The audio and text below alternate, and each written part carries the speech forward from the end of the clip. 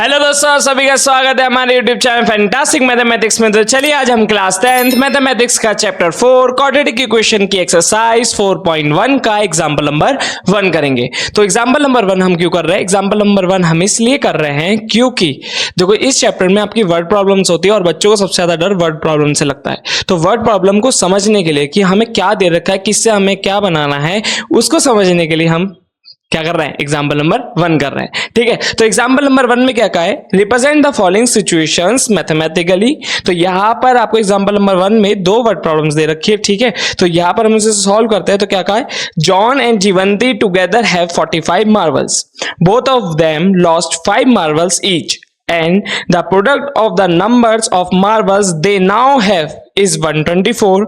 We would like to find out how many marbles they had to start with. ठीक है, तो यहां पर कहा है कि जॉन और जीवंती जो है दो, एक लड़का एक लड़की है, उन दोनों के पास मिलाकर कितने मार्बल हैं? 45 मार्बल्स हैं। इन्होंने कहा कि जब उन्होंने बंटवारा करा, मतलब 45 में से अलग अलग अपने अपने मार्बल्स ले लिए, तो दोनों ने 5-5 मार्बल खो दिए।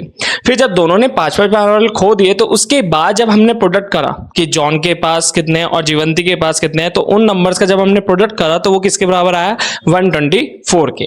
तो यहां पर एग्जाम्पल नंबर 1 में, ठीक है, तो एग्जाम्पल नंबर 1 सबसे पहले मैं क्या बोलूंगा कि द नंबर ऑफ मार्बल्स,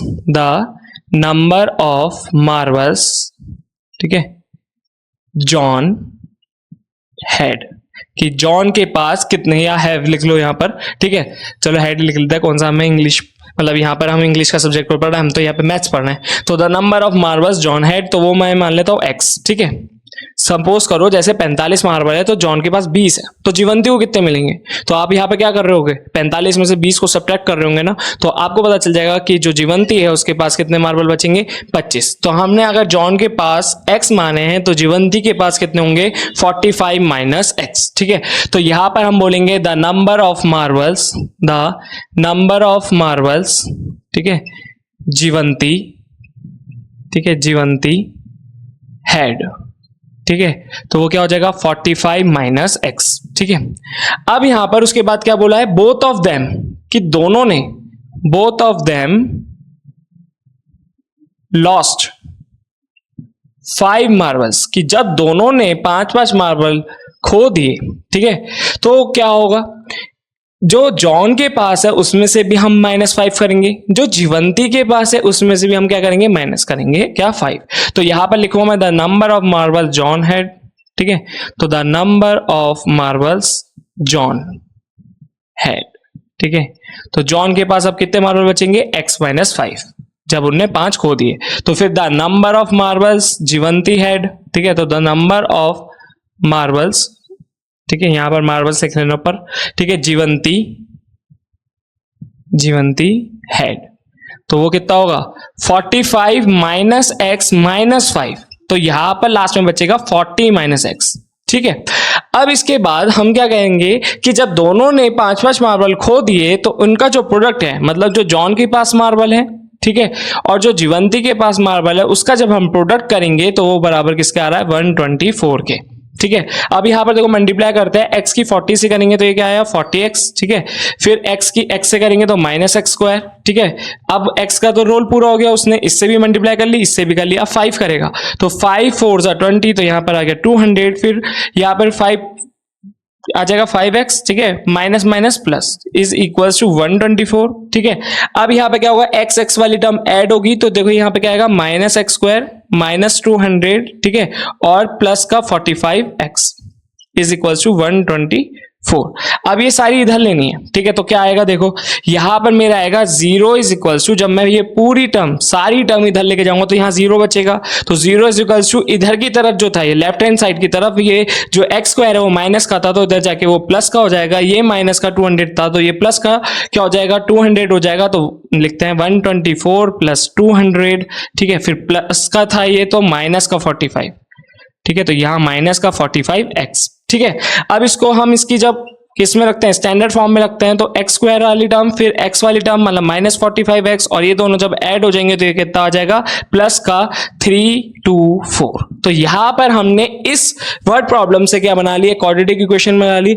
अगर आप इसे मिडिल टर्म स्प्लिटिंग से सॉल्व करोगे, ठीक है, आप इसको क्या कर लोगे, इसमें x की वैल्यू फाइंड कर लोगे। आगे हम इस चैप्टर में क्या पढ़ेंगे, क्वाड्रेटिक फॉर्मूला पढ़ेंगे, उससे भी हम क्या करते हैं, जीरोस को फाइंड करते हैं। ठीक है, तो पहली वाली वर्ड प्रॉब्लम हमने सॉल्व कर ली। अब हम करेंगे इसकी सेकेंड वाली।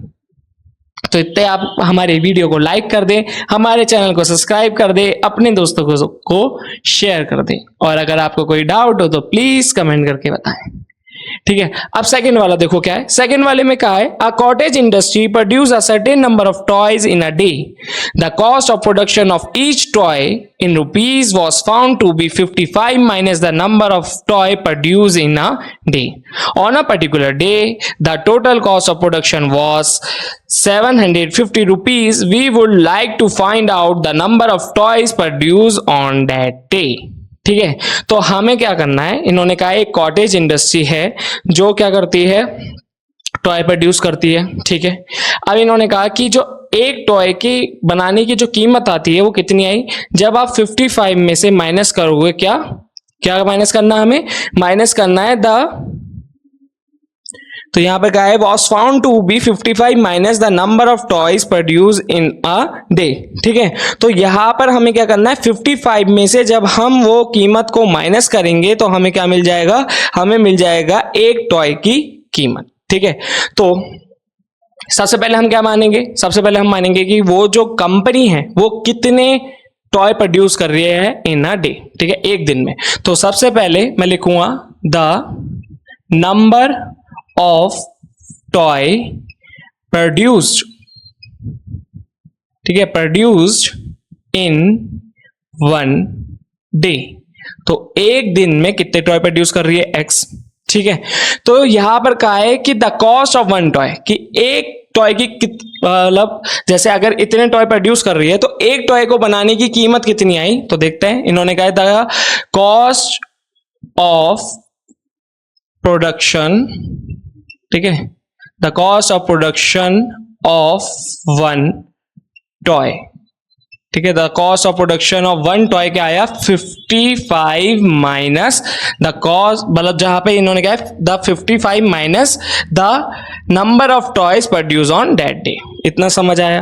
अब हम क्या करते हैं, अब हमें कहा है कि पता करना है कि वो कितने टॉय प्रोड्यूस करेगी। तो टोटल कॉस्ट क्या होती है, पहले तो हमें ये जान लेते हैं कि टोटल कॉस्ट क्या होती है।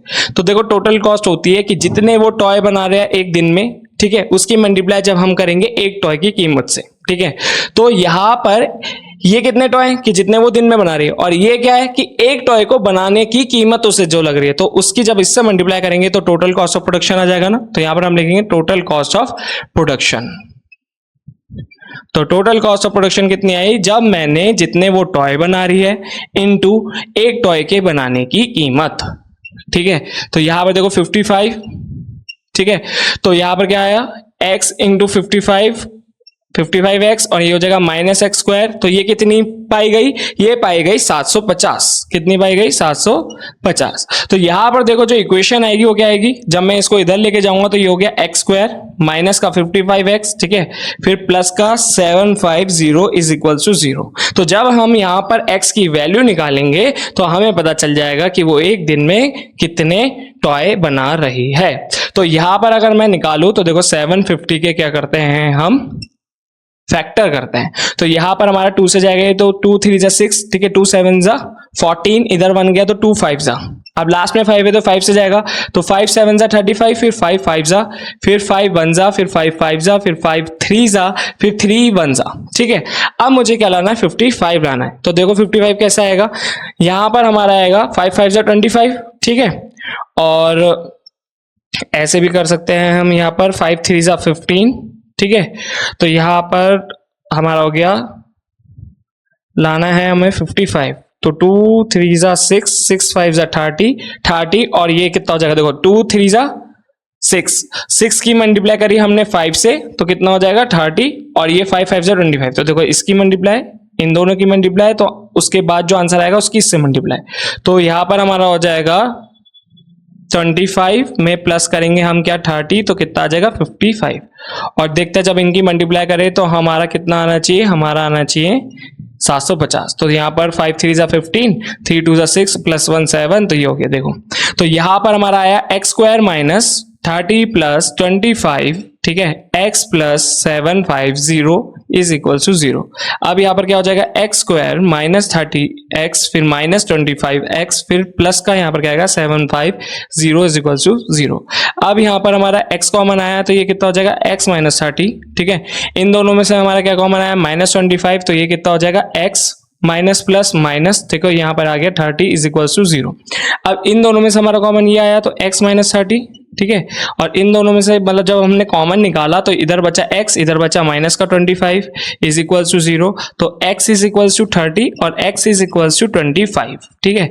तो यहाँ पर कहा है कि अगर वो कितने मतलब x की वैल्यू हमने क्या कहा था कि कितने वो प्रोड्यूस कर रही है टॉय, अगर वो 30 प्रोड्यूस कर रही है, ठीक है, तो एक की कीमत कितनी आई उसे 55 माइनस 30, तो उसे बैठेगा एक टॉय 25 रुपए का बनाने की कीमत।